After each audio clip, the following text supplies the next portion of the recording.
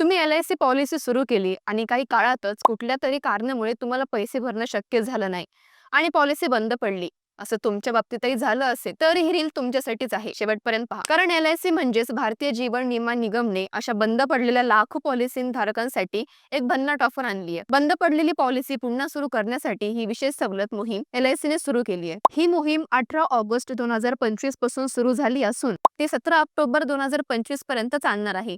या मोहिमेअंतर्गत सवलत आणि प्रमुख तरतुदी काय आहेत ते पहा. पहिलं म्हणजे विलंब शुल्कात सवलत, म्हणजे लेट फीवर 30% पर्यंत सूट दिली गेली आहे. तुमच्या हप्त्याच्या म्हणजेच प्रीमियमच्या थकबाकीवर रकमेनुसार ही सूट ठरेल. उदाहरणार्थ 1 लाख रुपयापर्यंतच्या थकबाकीवर 3,000ची सूट, 1 ते 3 लाख रुपयांच्या थकबाकीवर 4,000ची आणि 3 लाखांपेक्षा जास्त थकबाकींवर 5,000ची सूट दिली जाणार आहे. कमी उत्पन्न असलेल्या लोकांसाठी मायक्रो इन्शुरन्स योजनेसाठी तर लेट फीजवर 100% सूट देण्यात आली आहे, म्हणजे लेट फी माफच करण्यात आली आहे. पण यासाठी पात्रता काय ते आधी पहा. पॉलिसी बंद पडल्याच्या तारखेपासून 5 वर्षाच्या आत असलेल्या पॉलिसी या मोहिमेसाठी पात्र आहेत. ज्या पॉलिसींची प्रीमियम भरण्याची मुदत संपली आहे किंवा ज्या पॉलिसींची मुदत पूर्ण झालेली नाही त्या पॉलिसी याचा लाभ घेऊ शकतात.